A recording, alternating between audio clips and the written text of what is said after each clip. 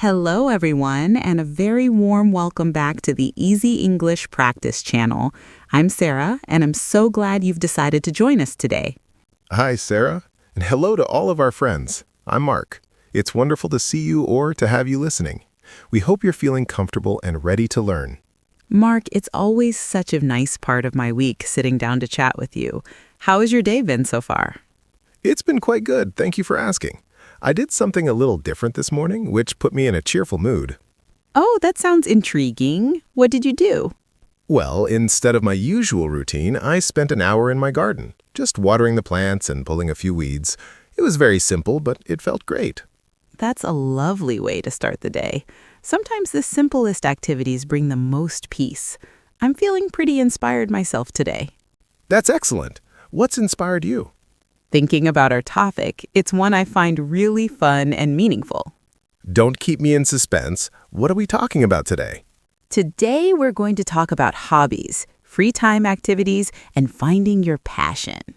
Oh, that is a wonderful topic. It's something everyone can relate to no matter where they are from. Exactly. And it's perfect for English practice because we can talk about likes, dislikes, how often we do things, and share stories. So true. It's personal, positive, and practical. So Sarah, let's jump right in. How would you describe a hobby?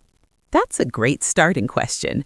For me, a hobby is something you do regularly for pure enjoyment, not for work or obligation. It's like a gift you give to yourself. I love that definition. A gift to yourself. It doesn't have to be impressive or expensive. It just has to bring you joy. Yes. So, Mark, do you have a hobby that fits that description?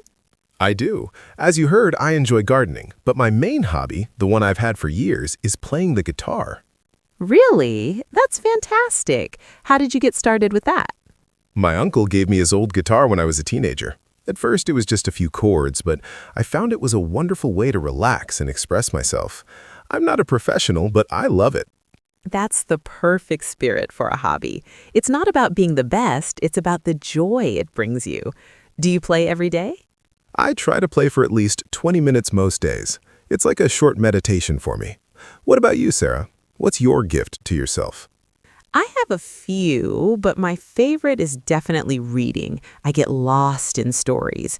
And my other one is baking bread. Baking bread? That's interesting. They seem so different. One is very quiet and mental. The other is quite hands-on. That's probably why I like them both. Reading lets me escape, and baking is wonderfully physical and satisfying. There's nothing like the smell of fresh bread in the house. It sounds like you found a beautiful balance. Now let's talk about trying new things. Have you ever picked up a hobby and then, well, stopped? Of course. I have a drawer of half hobbies. A few years ago, I bought a set of watercolor paints. I love the idea of it, but I realized I didn't enjoy the process very much. And that's okay. That's such an important point. It's okay to try something and let it go. The goal is enjoyment, not sticking with something out of guilt. Exactly. Have you had any half hobbies, Mark? Absolutely.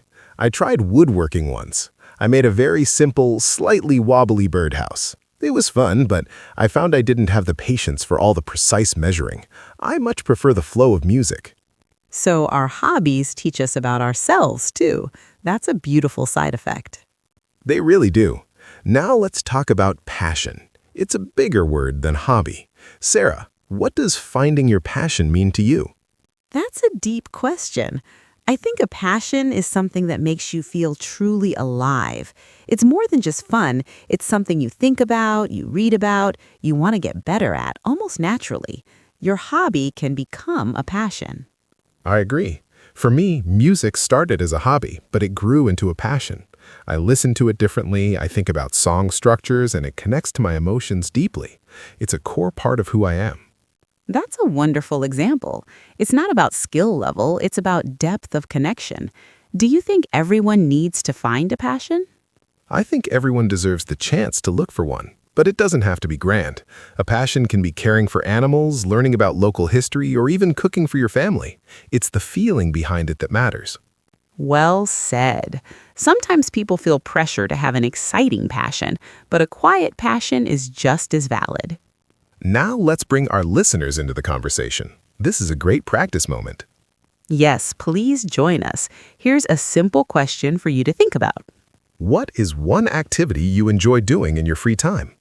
And how does it make you feel? Try to use simple feeling words like, it makes me feel relaxed, or it makes me happy and creative. You can use the present simple tense, I read books, or I go for walks. Just 1 or 2 sentences is perfect practice. Don't worry if it seems simple. The most important part is to share something true about yourself. Sarah, what about the benefits of hobbies, beyond just fun? Oh, there are so many. They reduce stress, which is so important in our busy world. They can connect you with new people who like the same things, and they give your brain a healthy break from work or study. They can even boost your confidence. When you learn a new recipe, finish a book, or grow a plant from a seed, you get a little boost of I did that. Absolutely. For our English learners, having an English-related hobby can be a game changer. That's a great tip. Like watching movies in English, reading simple stories, or even following a cooking blog in English. Yes, when you combine English with something you already love, it stops feeling like hard study and starts feeling like fun. So, if your hobby is fitness, maybe watch a short workout video in English. If it's cooking, find a recipe. You'll learn vocabulary that is personally interesting to you, and that's the vocabulary you remember best. Let's do one more listener practice, a future tense practice this time. Okay, everyone, think about this. Is there a new hobby you would like to try in the future?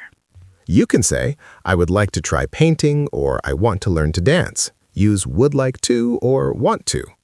Imagine how it might make you feel. I think it would be fun and creative. Perfect. Sarah, before we finish, what's one piece of advice you'd give someone looking for a hobby or passion? I'd say be curious. Think back to what you enjoyed as a child. Did you like drawing, building, exploring outside? Start there and give yourself permission to be a beginner. Wonderful advice. My advice is, don't compare your beginning to someone else's middle. Just start and enjoy the process of learning something new. Learning a hobby is a lot like learning English. Small, regular steps lead to amazing progress over time. And both should bring more joy into your life. So our wonderful listeners, it's your turn to share. In the comments, please tell us, what is your favorite hobby and why do you love it? And if you're feeling brave, tell us what new activity you would like to try someday. Write a few sentences in English. This is a safe and supportive space to practice. Thank you from the bottom of our hearts for sharing your time with us today. Your journey in English and in life is so important to us. If you enjoyed this conversation, please let us know by liking the video and subscribing to the channel. It helps us keep creating content for you.